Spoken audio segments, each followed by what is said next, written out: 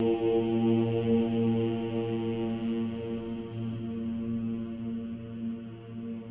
नमः शिवाय। भारत माता शिव शक्ति अवतार। आज है 6/11/2024। रिवाइज डेट है 26/8/1965। प्यारे बच्चे, सूर्यवंशी डिनाइस्टी, चंद्रवंशी डिनाइस्टी सब यहाँ बननी है। जितना जो अच्छी सर्विस करेंगे वो ऊंच पद पाएंगे। अपनी दिल से पूछना होता है कितने पर रहम कर उनको मार्ग बताया। गीत है हमें उन राहों पर चलना है। तुम बच्चों को कहा जाता है आस्तिक बच्चे। ब्राह्मण ही आस्तिक होते हैं। यह ब्राह्मण धर्म है जो ब्रह्मा द्वारा बाबा बैठ स्थापन करते हैं। तो ब्राह्मण धर्म वाले ही आस्तिक हैं। बाबा द्वारा ही हम अपने परम पिता शिव बाबा को जानते हैं। अंग्रेजी में कहा जाता है फादर सोज सन। सन के साथ डॉटर लड़की भी होती है, परंतु फादर बाप निराकार है। बच्चों को ही कहेंगे फादर सोज सन। बाबा निराकार है तो आत्माएं भी निराकार है। निराकार बाबा बैठ निराकार बच्चों को समझाते हैं और कोई मनुष्य मात्र ऐसे नहीं समझा सकते। अब तुम बच्चे जानते हो हम भी नास्तिक थे। सारी दुनिया नास्तिक थी, अर्थात बाबा को नहीं जानते तो उनको जानवर मिसल कहेंगे। है तो मनुष्य, परंतु मनुष्य मात्र तुम सब नास्तिक थे। अब जब तुम आकर हमारे बने हो ब्रह्मा द्वारा तो तुम आस्तिक बन पड़े हो। बाबा को नहीं जानने के कारण उनकी रचना को भी जान नहीं सकते और वर्षा भी नहीं ले सकते। तुम बाबा को जानने से वर्षा भी लेते हो। सद्गति दाता वो ही पिता पतित पावन भी है। बाबा बैठ तुम बच्चों को समझाते हैं कितना फर्क है तो वो भी मनुष्य, सूरत मनुष्यों की, परंतु सीरत बंदर जैसी है। तुम्हारी भी ऐसे ही है। अभी तुम आस्तिक बने हो। भलवो मनुष्य है, परंतु चाल देवताओं जैसी होती जाती है। आस्तिक बन बाबा से वर्षा लेने लायक बनते हो, इसलिए तुमको दैवी फूल कहा जाता है। यह भारत फूलों का बगीचा था। देवी देवताएं बहुत सुखी थे। इस समय तो सब दुखी है। यह कांटों का जंगल है। अभी तुम जानते हो सुख धाम किसको, दुख धाम किसको कहा जाता है। मनुष्य तो कुछ नहीं जानते। यादव कौरव संप्रदाय भी है। तुम हो पांडव संप्रदाय। पांडवों की बड़ी गुप्त राजधानी है।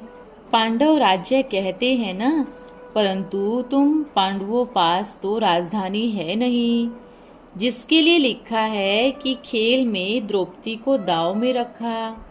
यह तो बात हो नहीं सकती।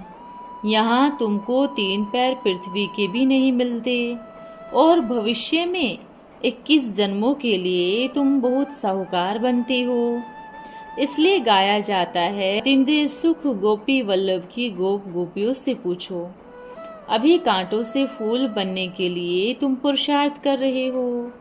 यह संसार है अभी कांटों का जंगल। बाबा आए हैं इसे फूलों का बगीचा बनाने। तुम बच्चे बाबा के मददगार बनते हो। जो अनन्य हैं उन्हें फिर नई दुनिया में बादशाही प्राप्त होती है। सबकी आत्मा इस समय पतित बनी। तुम भी पतित हो, तब तो गंगा स्नान करते हो। कोई सन्यासी फिर कहते हैं सभी स्नान कर गंदा बना देते हैं, इसलिए हम स्नान कर फिर गंगा को साफ बना देते हैं। बाबा तो अनुभवी है ना। बाबा ने बहुत गुरु किए हुए हैं। बाबा पूछते थे कैसे घर बार छोड़ा, कहते थे यह हम नहीं बताएंगे। क्यों? ऐसे ऐसे गुरुओं से सामना भी करते थे। तो तुम बच्चों को भी खड़ा होना है।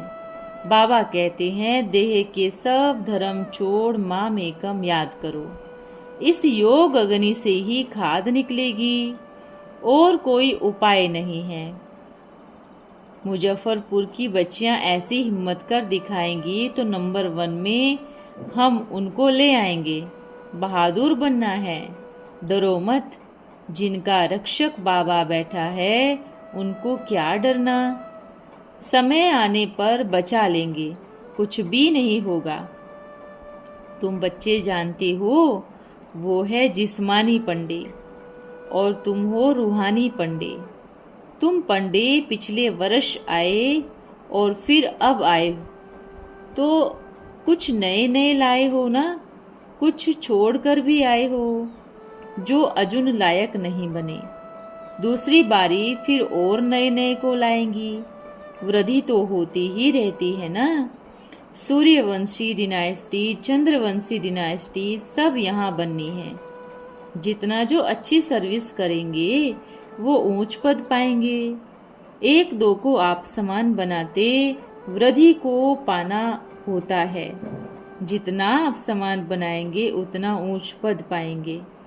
अपने दिल से पूछना होता है, कितने पर रहम कर उनको मार्ग बताया और वो फिर इस मार्ग पर चल पड़ा। अगर खुद नहीं चल सकते तो औरों के लिए हॉस्पिटल व यूनिवर्सिटी बनाएंगे। कहेंगे हम धन से सेवा कर सकते हैं, मनसा वाचा नहीं कर सकते, इससे भी बहुतों का फायदा होगा, तो इनका अजूरा मिल जाएगा। ऐसे ऐसे फिर प्रजा में भी आ जाएंगे। हम खुद नहीं कर सकते, फुर्सत नहीं है, बाकी हाँ हम मदद कर सकते हैं। तो अच्छा खोलो सेंटर। युक्तियाँ रची जाती है। बड़ा मकान आदि भी नहीं बनाओ, किराए पर ले लो। मकान बनाने में तो खर्चा नहीं करो, 1-1.5 लाख से ब्रांचेज निकालो, श्रीमत पर चलो, तो बहुत सेंटर्स वृद्धि को पाते जाएंगे। घर घर में हॉस्पिटल होनी चाहिए। बेचारे बहुत बीमार रोगी हैं, यह किसको पता नहीं। इस समय सारी दुनिया ही रोगी है, साधु संत आदि सब रोगी है। तो कितनी हॉस्पिटल होनी चाहिए। मकान बनाते बनाते ही अगर मर जाए तो इसलिए बाबा राय देते हैं किराए पर मकान लो। शुभ कार्य में देरी नहीं करनी चाहिए। शिव बाबा भी किराए पर मकान रथ लेते हैं ना। तुम भी किराए पर लेकर सेंटर खोलते जाओ तो बहुतों का कल्याण होगा, बहुतों की आशीर्वाद तुमको मिलेगी।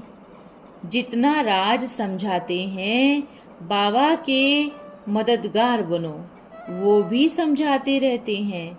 मनुष्यों के पास जो इतना धन है सब व्यर्थ है, बाबा को इतनी दरकार नहीं है। बाबा तो करन करावनहार है ना, इनसे भी कराया है, सबसे कराते रहते हैं। शिव बाबा कहते हैं मैं राय देता हूँ, मैं आता ही हूँ राय देने लिए। ऐसी राय देता हूँ जो तुम एकदम धनवान बन जाते हो। यह है गॉड फादरली पढ़ाई। सोर्स ऑफ इनकम 21 जन्मों की बादशाही मिलती है। पढ़ाने वाला है भगवान, उनके साथ योग लगाना है। इनको कहा जाता है ज्ञान का सागर, योगेश्वर। ईश्वर अपने साथ योग सिखलाते और ज्ञान देते हैं। श्री कृष्ण को योगेश्वर नहीं कहा जाता। योग सिखलाने वाला ईश्वर वो ज्ञान का सागर भी है। सृष्टि के आदि मध्य अंत का ज्ञान सुनाते हैं। बाबा समझाते हैं तुम बच्चे 84 जन्म कैसे लेते हो। पहले तुम सतो प्रधान पावन थे, फिर रजो तमो बने हैं। अब फिर मुझे याद करो तो सतो प्रधान पावन बनोगे। गीता के वर्षन से भगवान कह रहे हैं गीता में कृष्ण का नाम डालने से उनकी सारी जीवन कहानी खत्म हो जाती है। बाबा ने समझाया है, तुम लिख सकते हो कि यह गीता में आटे में नमक मिसल सच्चाई है। इनको पढ़ने से भारत पतित बन पड़ा है। समझाने की हिम्मत चाहिए ना। कईयों को फिर उल्टा घमंड आ जाता है, हम बहुत होशियार हैं, तो देह अभिमान में आए गिर पड़ते हैं। समझते हैं हम तो शिव बाबा के हैं, यह नहीं समझते इनकी दिल से अगर उतरे तो उनकी दिल से भी उतर जाएंगे। बाबा को याद न करने से उल्टे काम ही करेंगे, उनकी दिल से भी उतर पड़ेंगे। बाबा तो सब कुछ समझाते रहते हैं। बहुत बच्चे समझते हैं हम तो शिव बाबा को ही जानते हैं, उनसे ही कल्याण होना है। भूल करते हैं तो बाबा इशारा देते हैं, परंतु थोड़ा भी समझाने से लून पानी हो जाते हैं। लून पानी थोड़े ही बनना है। समझाया जाता है ऐसे नहीं करो। कोई कोई तो ऐसे हैं जो एक दो को रिकॉर्ड देना भी नहीं आता। अपने से बड़ों के साथ तुम कह बात करते हैं। बाबा कहते हैं, बच्चे इस सेंटर से तुम बदली हो फलाने सेंटर पर जाओ, तो भी बाबा का फरमान नहीं मानते, समझते हैं यह बाबा कहते हैं। शिव बाबा थोड़े ही कहते हैं, पता नहीं शिव बाबा उनको कैसे कहेंगे, क्या ऊपर से रड़ियां मारेंगे। उनको कहा जाता है महान मूर्ख। ज्ञान शिव बाबा देते हैं, तुम उनका फरमान समझो ना। वो बाबा कहते हैं तुम फलाने सेंटर पर जाके देख रेख करो। सर्विसेबल बच्चों को तो शौक होना चाहिए। फलाना सेंटर गिरा हुआ है, हम उनको जाए उठाऊं।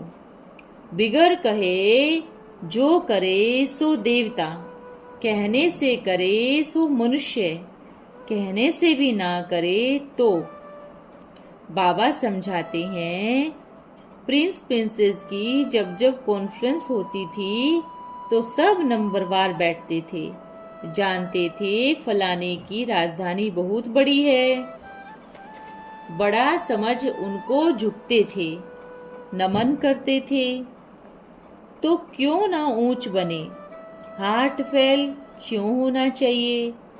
बच्चे पुरुषार्थ कर फॉलो करो। सूर्यवंशी गद्दी का मालिक बनो। स्वर्ग में तो आओ ना, नापास होते तो चंद्रवंशी में चले जाते हो। दो कला कम हो जाती है। बच्चों को नशा होना चाहिए। कोई तो बाप की आज्ञा भी नहीं मानते। बाबा से आकर पूछे हम आज्ञाकारी हैं, तो बाबा फट बतलाएंगे। बाबा बच्चे बच्चे कहते हैं, परंतु कपूत हैं व सपूत, सो तो बाबा दिल में समझते हैं। बाबा के पास एक दरबान रहते थे, उनको इतनी इज्जत देते थे जो सेल्समैन को भी नहीं, क्योंकि बड़ा ऑनेस्ट ईमानदार रहता था। लाखों का सामान बाहर छोड़कर तिजोरी खोल जाते थे। आते थे तो झट कहते थे, बापूजी आप चाबी छोड़कर गए। बाबा उनकी कितनी खातिरी करते होंगे। ऐसा हमारे पास भी फरमानवरदार बच्चे नहीं हैं।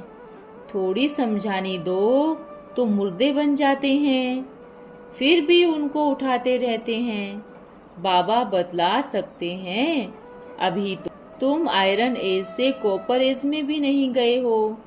कई ट्रेडर भी बन पड़ते हैं तो कितना नुकसान कर देते हैं। बाबा तो फिर भी मीठा है ना।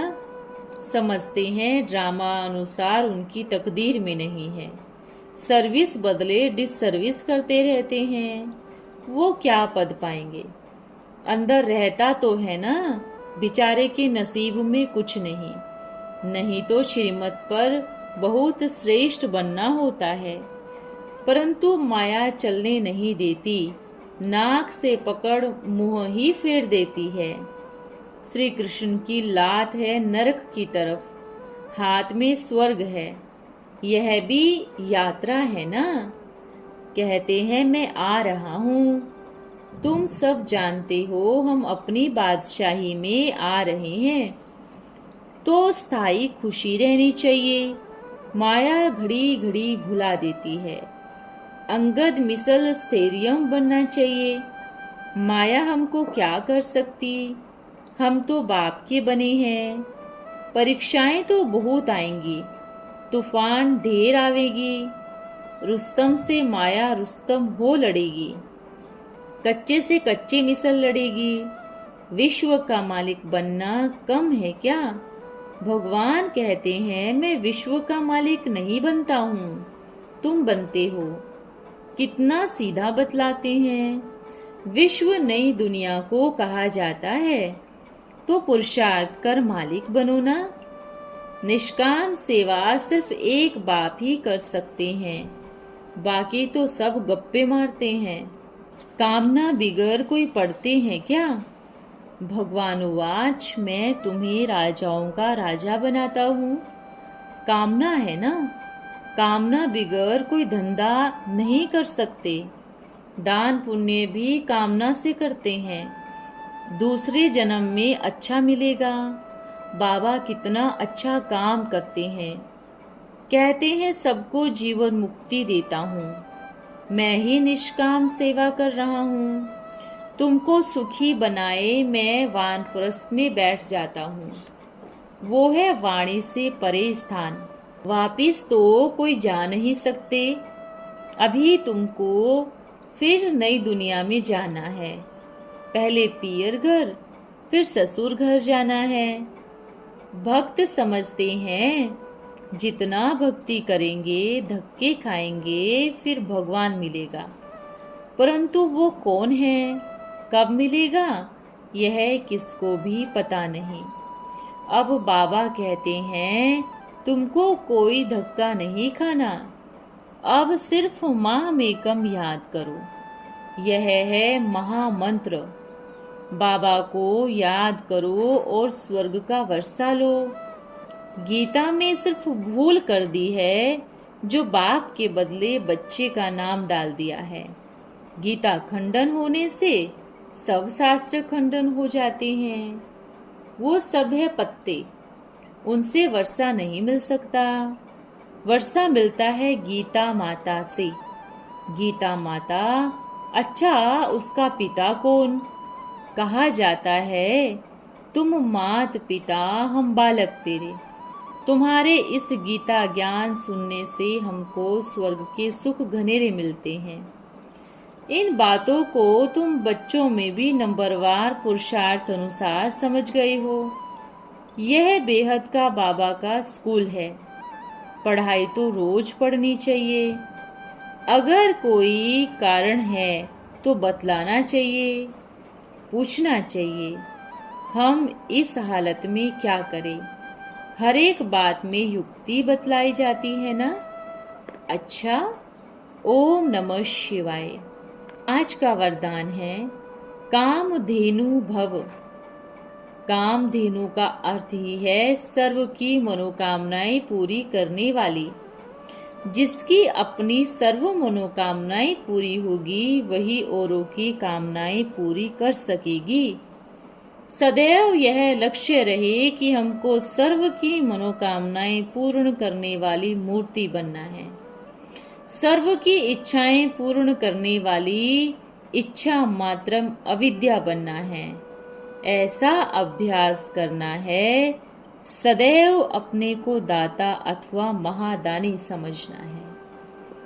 अच्छा, ओम नमः शिवाय।